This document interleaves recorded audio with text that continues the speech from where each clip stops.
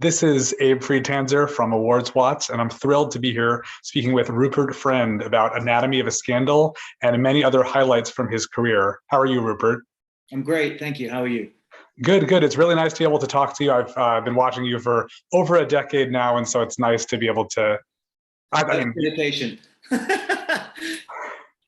so let's start with Anatomy of a Scandal. Had you heard of or read the book before you got the part? No, I hadn't. I came to it via the script, which came all at once. So I had this incredibly heart palpitating experience of reading them all in one go, which I understand is how people are primarily watching the show. I think it's how we all intended it to be consumed, a sort of binge-worthy heartbeat of a drama. And then obviously I read the book as part of my diving into the world once we'd begun prep. How do you think that the show differs from the book? I think the characters, and I say this because it's something the author Sarah Vaughan herself has said, so I don't think I'd say it if she was on the call. I think the characters were explored more thoroughly and more deeply in the show. There's a sense in which in the book, certainly some of the male characters are slightly more ciphers.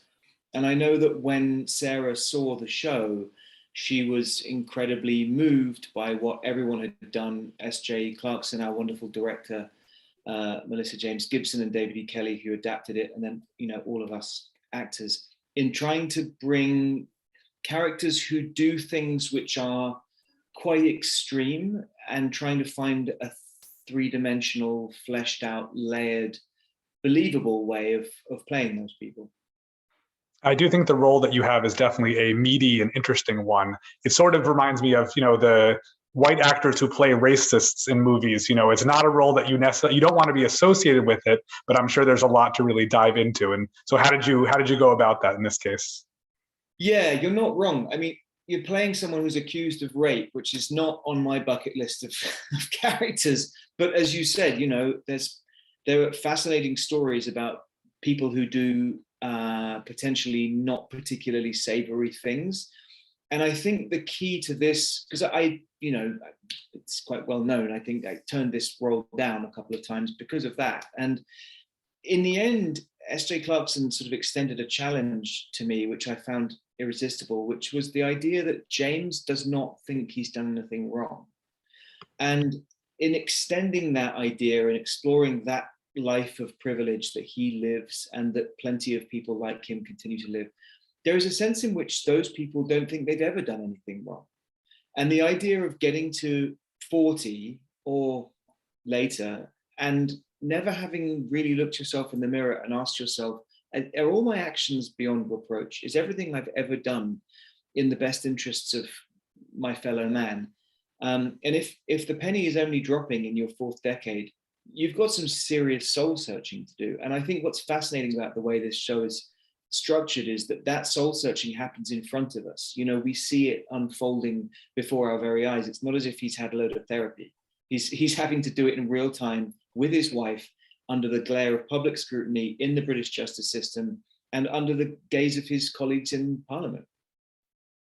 Do you think that this story would be different if it was set in America? Do you know what? That's a very interesting question, because it is a British show. It's about the British educational system, the corruption and elitism there, and how that feeds into the British parliamentary system. But there is the same elitism. We have that. I live in America now, so I'm saying we as a sort of de facto legal alien.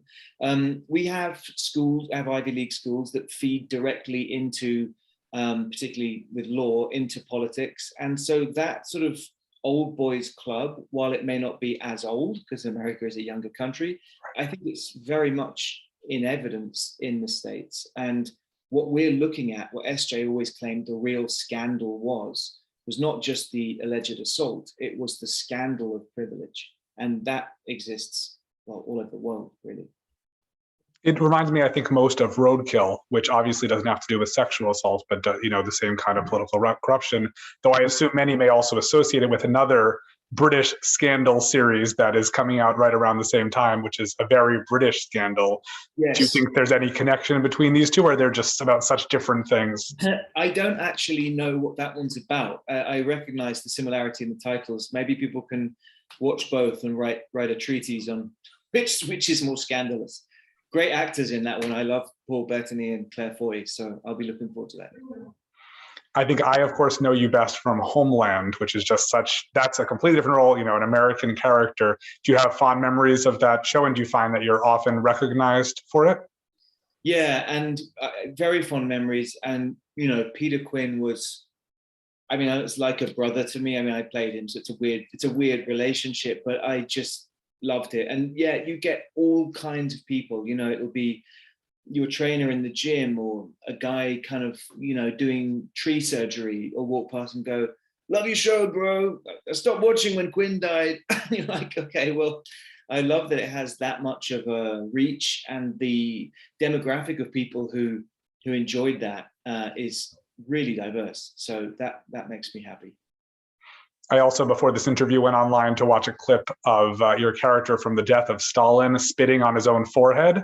I was like, I'm pretty sure I remember this. I think that happened, and it did, and it's just as glorious watching it, now. That was amazing, because I can't remember because Armando Iannucci, who directed the film and wrote it, was huge on improvisation and huge on contribution. So I remember in the opening scene of that movie, for my character, he's supposed to be watching this crappy ice skating team, because he's crashed the plane with the real ice skating team on, because he's a complete loser. And I just said to the props guys, strap me into a pair of skates and don't tell Armando. And then skated out really badly into the middle of these poor guys trying to play hockey to tell them what to do. And Armando was just sniggering away, kept filming. So once we'd done that, and I realized it was there's no holds barred, I said, the most ineffectual thing that I can think of, twofold. One, he should have a minder to stop him being an idiot, but he can't overpower the guy, and the guy can't overpower. It's just completely ineffectual. Hence that scene trying to get the gun back was all kind of made up. And then the other thing was the most ineffectual and pathetic self-humiliation I could imagine, was trying to spit in someone's face, and it doesn't make it. So it still makes me laugh. So Armando loved the idea, but he said, I don't know that that's possible. I said, I don't think it's possible, but it'd be funny, right? Then I just went into my trailer, lay on the floor, got the iPhone, and just spat at myself for about an hour recording it. And I eventually got it, and I sent it to him, and he said, right, we're doing it. It's real spit. Wow. That's what I was saying. I was like, it's very thick. Like, I was very impressed by it. It is not CGI. That is probably my proudest stunt moment. There's no CGI, no strings, and nobody's throwing goo in from off screen. Wow. Well, to stick with Russia for a moment, but take a more dramatic turn, I've been thinking also, as soon as I know I'd be talking to you, about another film of yours, which is 5 Days of War. And I think even though that's about a Russian conflict with a different neighboring nation, it sort of feels like it has this very strong resonance, especially the idea of journalists capturing what's going on. Have you been thinking about that film at all recently? Yeah, for obvious reasons, the political landscape is in complete turmoil. And the thing about that film was, for me, it wasn't supposed to be about the politics of the war. It was supposed to be about the fallout of the war on regular folks, on people who didn't ask to decide where borders are, and didn't ask to get into a geopolitical struggle of any kind. And I think maybe as storytellers, if we have any contribution aside from whatever aid we can send, the idea of trying to tell stories, I do think there's enormous value in it. I think it's the way that we process trauma, and we explore extreme situations. So it's been making me think, for obvious reasons, about the current scenario, and I've been keeping up with it and seeing that there is there is optimism in people when they keep their stories alive, and they could be stories of national identity, national dress, national dance, whatever, and you see that kind of pride coming up, and I hope being some small solace in what is clearly a devastating time. Yeah, of course. And I know you also have 2 projects coming up, pretty high-profile projects on TV. Can we talk about High Desert for a minute? Anything you can share about that one? Yeah, so High Desert is the kind of this killer combination of Ben Stiller and Patricia Arquette, who we've seen knock it out of the park in Dannemora, and then just recently in Severance, which I was completely obsessed with. I just want to get the second season already. I just need to Me know too. more. And the title sequence of that, with Adam Scott being this weird puppet man, it's just so good. So Ben's producing, Patricia stars, and then the wonderful Jay Roach is directing, who, as you know, you give him anything and he's brilliant at it. He does out and out Fast with Austin Powers, then he goes and gets Oscar nominations with Bombshell. I mean, he's that, and he is so smart and so warm and funny. I was just in heaven every day. But it is kind of a farce.